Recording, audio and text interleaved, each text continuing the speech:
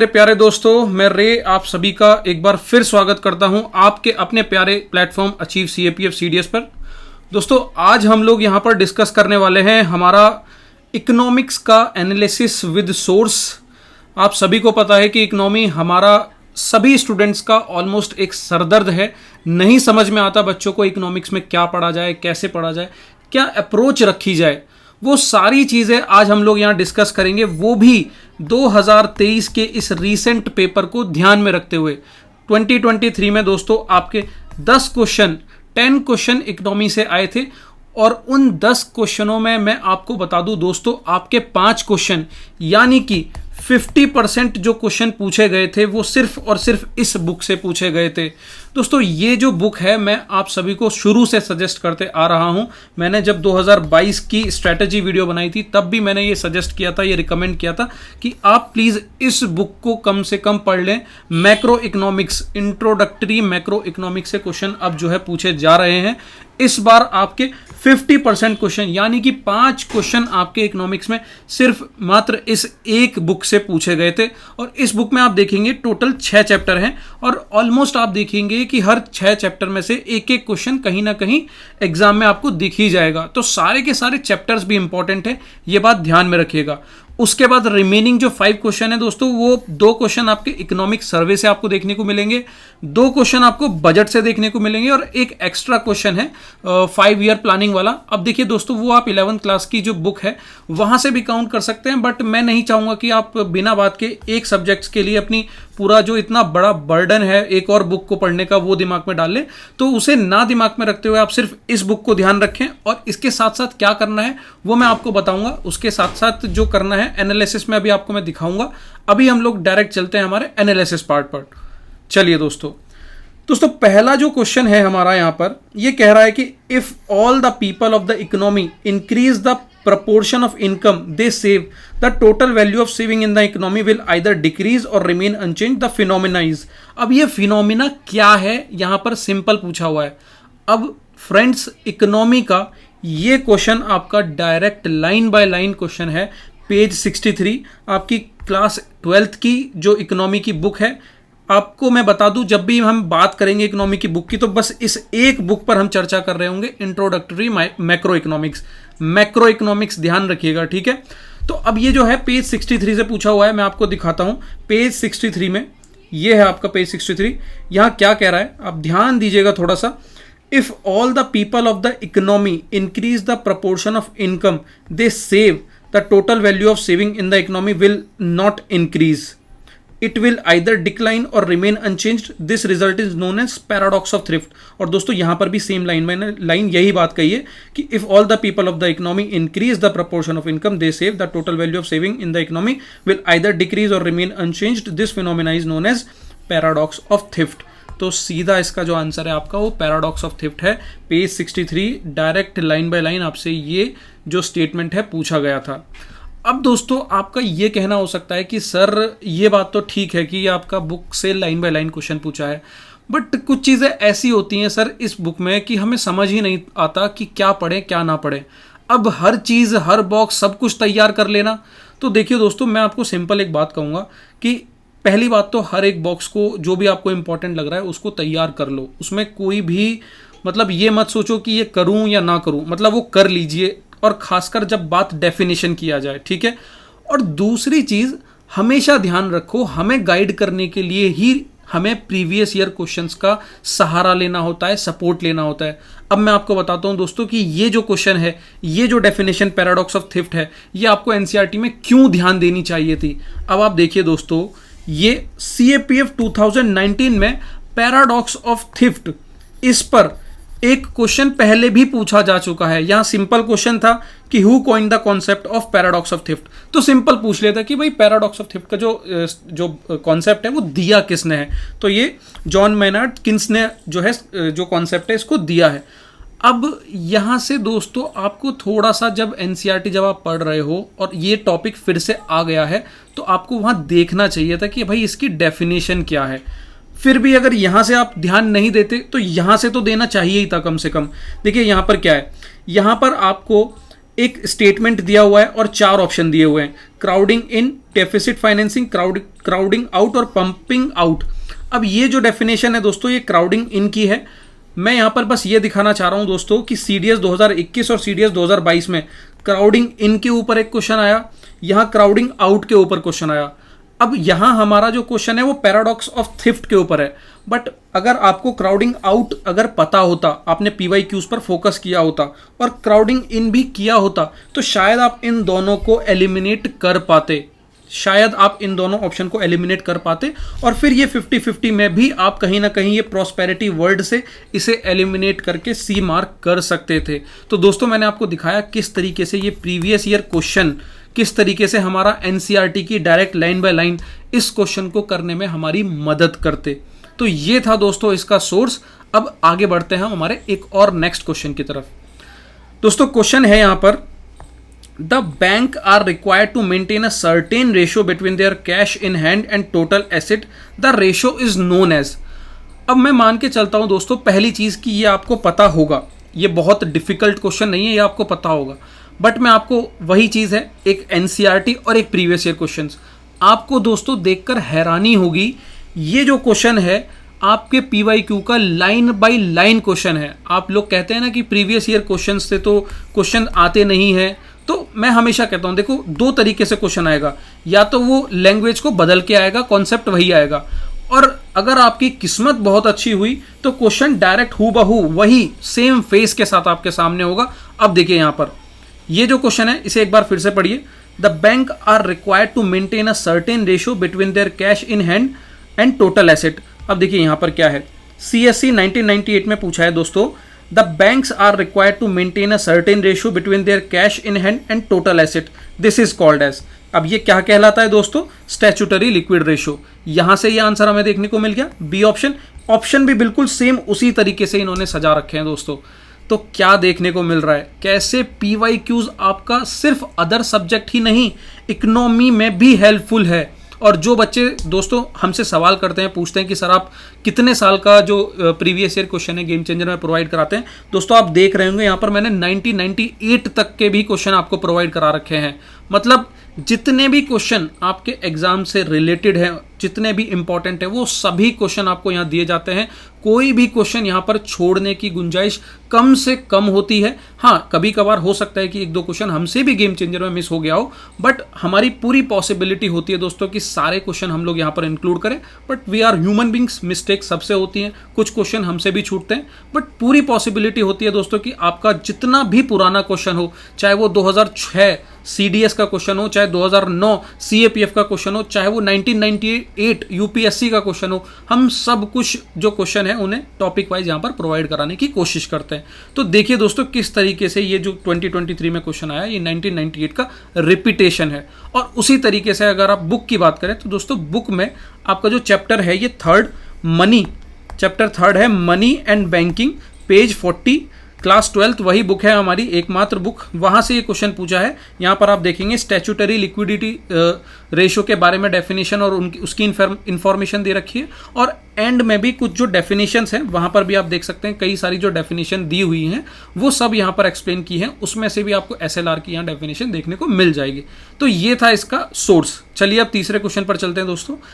3rd question है हमारा, if the cash reserve ratio is lowered by the RBI, supply of money in the economy will। अब जो CRR है हमारा वो RBI अगर कम कर दे, डिक्रीज कर दे, तो सप्लाई ऑफ मनी इकोनॉमी में क्या चेंज लाएगी, ठीक है, क्या होगा इससे बदलाव। अब देखिए दोस्तों इसका आंसर सिंपल होगा इंक्रीज, पर मैं आपको दिखाता हूं कैसे। पहली चीज तो ये CRR ध्यान रखिएगा दोस्तों, उसी चैप्टर में जहां से हमने अभी SLR पढ़ा है वहीं पर मेंशन किया हुआ है। और अब ये प्रीवियस ईयर क्वेश्चंस की मदद से आप कैसे कर सकते थे, अब यहां पर समझिए दोस्तों। ये देखिए ये क्वेश्चन है, यहां कह रहा है when the reserve bank of India announce an increase in the cash reserve ratio. अगर CRR में जो RBI है वो इंक्रीज अनाउंस कर देगी तो क्या चेंज आएगा, क्या बदलाव आएगा। तो यहां मेंशन है the commercial bank will have less money. Commercial bank के पास कम पैसा बचेगा क्योंकि उनका जो पैसा है वो CRR के थ्रू जो RBI है वहां रिजर्व हो चुका है। तो यहां क्या है आंसर इसका? ए ऑप्शन, कि भैया लैंड करने के लिए जो मनी है वो कमर्शियल बैंक के पास बहुत कम बचेगी। अब इसी क्वेश्चन को इन्होंने उल्टा पूछ लिया है। इन्होंने कह दिया है कि भाई इस बार क्या है कि सीआरआर जो है रिड्यूस कर दिया है, लोअर कर दिया है। यहां कह रहा था कि सीआरआर बढ़ा दिया है, इसे इंक्रीज कर दिया है। यहां कह रहा है कि सीआरआर डिक्रीज कर दिया है। तो जब यहां इंक्रीज किया था सीआरआर तो लैंड करने के लिए मनी कम था, अब यहां डिक्रीज कर दिया है सीआरआर तो लैंड करने के लिए ज्यादा होगा। यानी कि आप देख रहे हो कैसे पीवाईक्यू से ये क्वेश्चन किया जा सकता था, सामने बिल्कुल टू द पॉइंट, बस वही है कि उसको इस बार घुमा दिया है, ट्विस्ट कर दिया है। सेम उसी तरीके से देखिए दोस्तों, सीडीएस 2020 में आपसे कैश रिजर्व रेशो के बारे में पूछा भी था, यानी कि आपसे ये उम्मीद की जा रही थी यूपीएससी के द्वारा कि आपको सीआरआर के बारे में इंफॉर्मेशन होगी। तो ये होता है दोस्तों पीवाईक्यूज का एनालिसिस, जिसे ध्यान में रखते हुए हम अपनी तैयारी को और बेहतर करते हैं। सिर्फ बुक पर डिपेंडेंट रहोगे तो कभी सिलेक्शन नहीं ले पाओगे, मेरा ये पर्सनली मानना है दोस्तों। इसीलिए पीवाईक्यूज सिर्फ आपका सिर्फ पीवाईक्यूज एक मात्र पीवाईक्यू नहीं है, वो आपके सिलेबस का पार्ट है। जहां एनसीईआरटी का सिलेबस खत्म होता है वहां से फिर प्रीवियस ईयर क्वेश्चन का सिलेबस शुरू होता है। तो ये दो चीजें हैं जो आपको तैयार करनी है, मैं हमेशा बोलता हूं। अब देखिए दोस्तों, मतलब यहां फिर देखिए, आपको यकीन नहीं होगा दोस्तों, क्वेश्चन है financial deficit in union budget means fiscal deficit, sorry fiscal deficit in the union budget. ये क्या है? स्टेटमेंट है the difference between the current expenditure and the current revenue, net increase in the borrowing of the union government and the reserve bank, sum of the budgetary deficit and the net increase in the internal and external borrowers, none of the above। अब same question दोस्तों 1994 में आप देखिए, ये रहे आपके same question, fiscal deficit in union budget means, और same option C option ये रहा आपका, यहां देखिए ए ऑप्शन में the same budgetary deficit and net increase in internal external borrowing. खैर आंसर दोस्तों हमारा यही है, बट मैं बाकी भी ऑप्शन दिखाता हूं। अब जो ये ए ऑप्शन है यहां पर, ये हमारा बी ऑप्शन में, इधर देखिए the difference between current expenditure and current revenue, and उसके बाद sum of monetized deficit and budgetary deficit, ये थोड़ा जो है इन्होंने इधर नन ऑफ द अबव में काउंट करा दिया है। उसके बाद जो इधर बी ऑप्शन है वो आपका यहाँ डी ऑप्शन में दिख रहा होगा, net increase in union governments borrowing from the reserve bank of India. देख रहे हैं दोस्तों आप, मतलब क्वेश्चन भी वही, ऑप्शन भी वही, और आंसर तो वही होगा ही होगा। तो कैसे आपका पीवाईक्यूज आपकी मदद करता है इस एग्जाम को क्रैक करने में? मतलब अभी तक दोस्तों हम यहाँ साइंस का एनालिसिस कर चुके हैं, हिस्ट्री के कुछ क्वेश्चन देख चुके हैं, ज्योग्राफी देख चुके हैं, और आपको मैं साथ के साथ सिर्फ एनसीईआरटी की इंपॉर्टेंस नहीं, प्रीवियस ईयर क्वेश्चंस की इंपॉर्टेंस भी दिखाता चल रहा हूँ कि कैसे पीवाईक्यूज से आप अपने सिलेक्शन को और बेहतर कर सकते थे। बच्चे बेचारे इतने परेशान दोस्तों, मैं आपको क्या बताऊं, किसी का 120 आ रहा है, किसी का 130 आ रहा है, किसी का 137 आ रहा है। मतलब कहीं ना कहीं आप लोग कुछ तो सिलेक्शन ले जाएंगे, बट कुछ जो बच्चे हैं बेचारे, वो कुछ 1 मार्क से, कुछ 2 मार्क से, कुछ 3 मार्क से अपना सिलेक्शन गवा बैठेंगे। अब उसका जो कारण है, देखिए तैयारी आपने बहुत मेहनत से बहुत अच्छी की होगी, पर जो मिस्टेक है जो हुई है वो यही हुई है कि आप लोग प्रीवियस ईयर क्वेश्चंस को उस तरीके से नहीं फॉलो करते जिस तरीके से करना चाहिए। नहीं तो आप सोच के देखिए कि जो बच्चे 170 प्लस लेके आ रहे हैं वो कहाँ से ला रहे हैं। कुछ तो ऐसा अलग किया होगा ना उन्होंने सिर्फ एनसीईआरटी के अलावा कुछ तो ऐसा तैयार किया होगा जो शायद आप नहीं कर रहे हो। और इसीलिए दोस्तों बात यह है कि इस 120-130 मार्क्स से आप फाइनल मेरिट लिस्ट में अपना नाम नहीं ला सकते। आपको प्रीवियस ईयर क्वेश्चंस को तैयार करना होगा और अपने स्कोर को कम से कम 150 प्लस तक ले जाना होगा अगर आपको फाइनल मेरिट लिस्ट में नाम चाहिए दोस्तों। तो ठीक है, तो आगे बढ़ते हैं दोस्तों, सारी इंपॉर्टेंस मैं आपको दिखाता चल रहा हूं। नेक्स्ट क्वेश्चन है आपका, an Indian business person by share in British car company, this transaction will be reflected in. अब जो है ये एक शेयर हमारे एक पर्सन ने, बिजनेस पर्सन ने लिए हैं ब्रिटिश कार कंपनी से, और पूछ रहा है कि ये जो ट्रांजैक्शन है वो कहाँ रिफ्लेक्ट होगी। तो दोस्तों इसकी इंफॉर्मेशन आपको ओपन इकोनॉमी और मैक्रो इकोनॉमिक्स का जो एक चैप्टर है, चैप्टर नंबर 6 क्लास 12 वही बुक है, यहाँ पर आप देखेंगे आपको ये इन्फॉर्मेशन है। यहाँ एक तरफ बैलेंस ऑफ पेमेंट और बैलेंस ऑफ ट्रेड। तो जब आप दोस्तों इनको पढ़ेंगे, ये टेबल्स को देखेंगे, तो आपको समझ में आएगा कि ये जो क्वेश्चन कह रहा है, यहाँ पर जो ये ट्रांजैक्शन हो रहा है ये बैलेंस ऑफ पेमेंट में तो आएगा, पर बैलेंस ऑफ ट्रेड में नहीं आएगा। ठीक है, बीओपी में तो आएगा बट बैलेंस ऑफ ट्रेड में नहीं आएगा, इसलिए इसका आंसर बी होगा।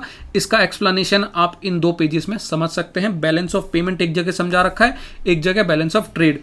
ठीक है, डायरेक्ट आपकी एनसीईआरटी से है, पेज नंबर 86, आप इसे जाकर देख सकते हैं दोस्तों। अब हम आगे बढ़ते हैं। नेक्स्ट क्वेश्चन है दोस्तों 5 ईयर प्लान। कह रहा है कि फोकस करो, focus of the second 5 year plan. ये क्या था? सेकंड 5 ईयर प्लान का जो फोकस था वो किस पे था? तो क्या वो establishment of self reliant and self generating economy पे था, या rapid industrialisation with emphasis on the development of basic and heavy industry, और अदर ऑप्शंस?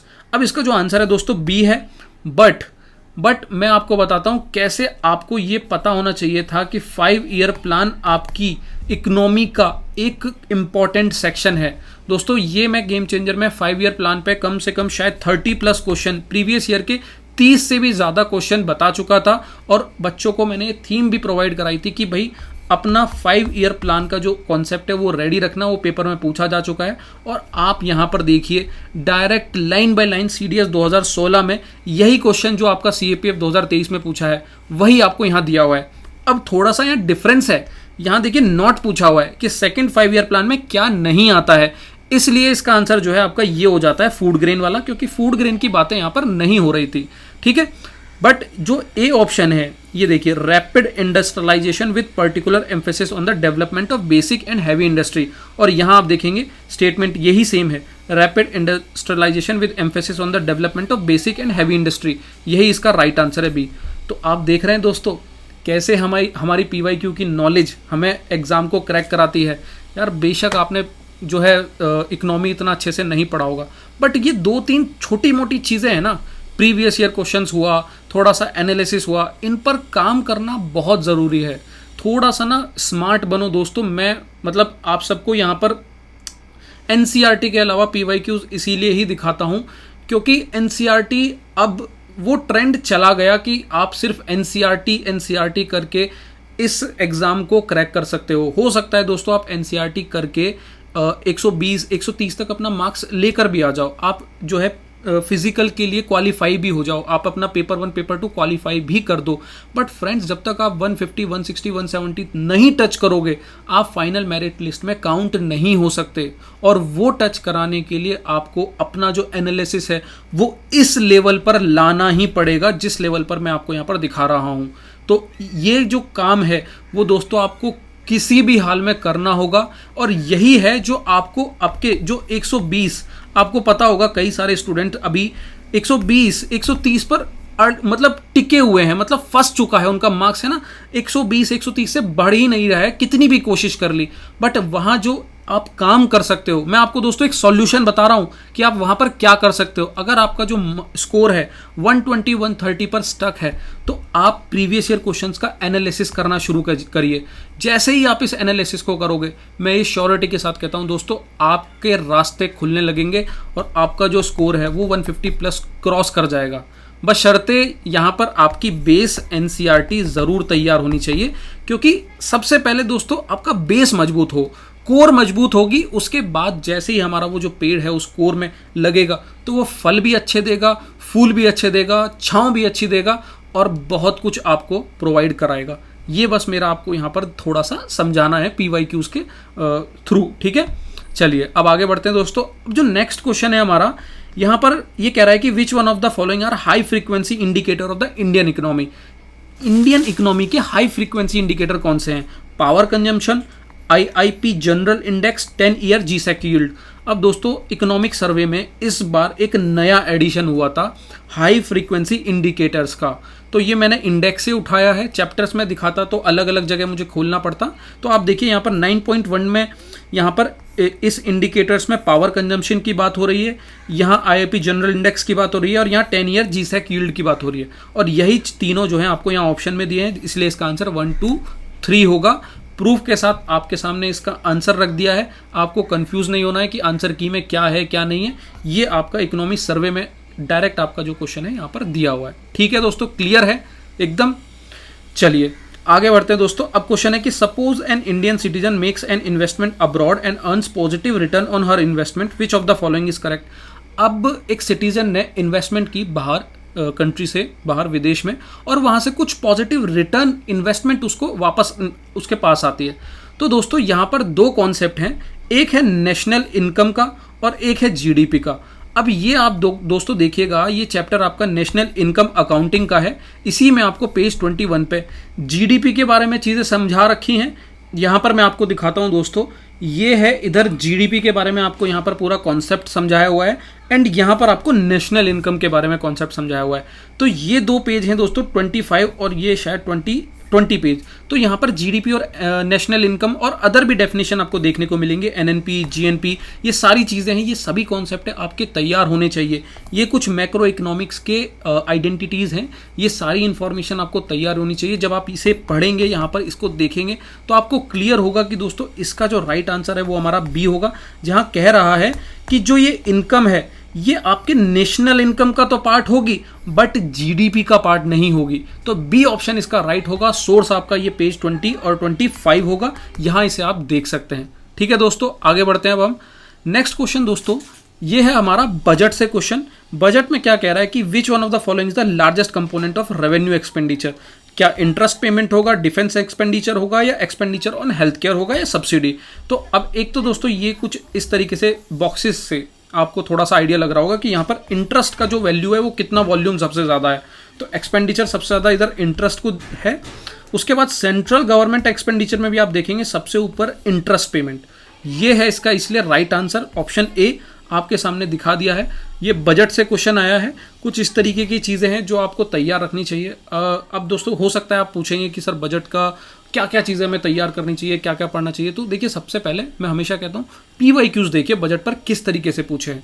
तो सबसे पहले जिस तरीके से प्रीवियसली जो क्वेश्चन पूछे हुए हैं वो समझना शुरू कीजिए, एंड देन फिर जो एक पॉसिबिलिटी जहाँ से हो सकती है कि कुछ नया हो गया है, जैसे इकोनॉमिक सर्वे में हमने देखा कुछ नया ऐड हुआ है, कुछ नई चीज़ें देखने को मिली हैं, कुछ अलग से कुछ ऐसी इन्फॉर्मेशन देखने को मिली है, फिर उसे तैयार कीजिए।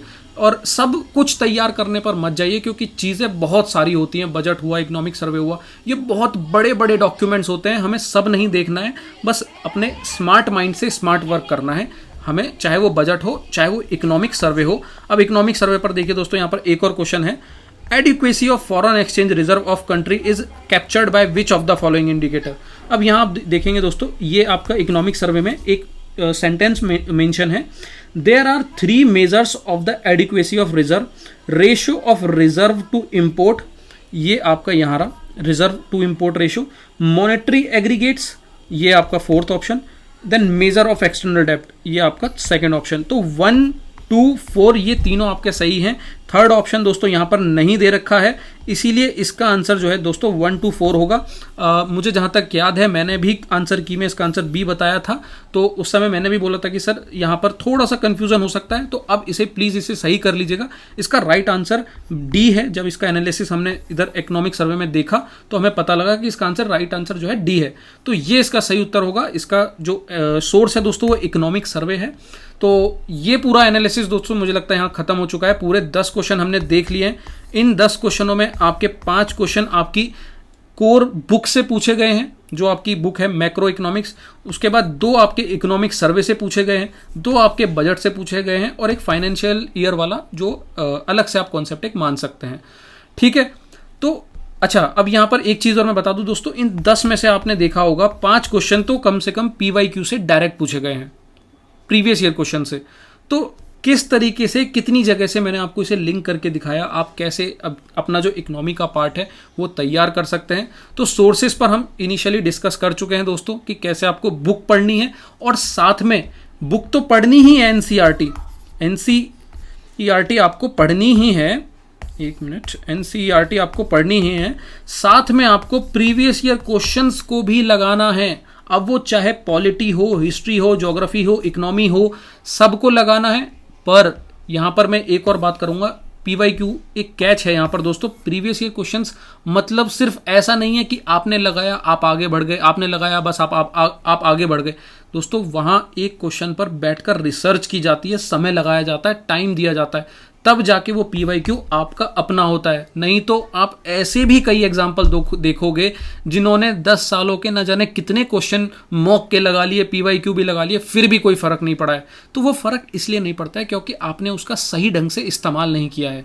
तो ये चीज़ है, वो मैं आपको समझा चुका हूं दोस्तों। उम्मीद है आपको ये एनालिसिस अच्छा लगा होगा इकोनॉमी का, और अब आपको समझ में आ गया होगा। जो भी बच्चे डाउट में रहते हैं कि इकोनॉमी कैसे पढ़ें, क्या पढ़ें, किस तरीके से अप्रोच करें, तो अब आई थिंक आपको क्लियरिटी हो गई होगी। अगर आपको वीडियो लेक्चर अच्छा लगा दोस्तों तो प्लीज़ इस चैनल को सब्सक्राइब करें, और जो वीडियो है उसे लाइक करें, शेयर करें अपने दोस्तों के साथ। अब हम मिलते हैं हमारे अगले एनालिसिस के साथ, तब तक के लिए अपना ध्यान रखें। जय हिंद।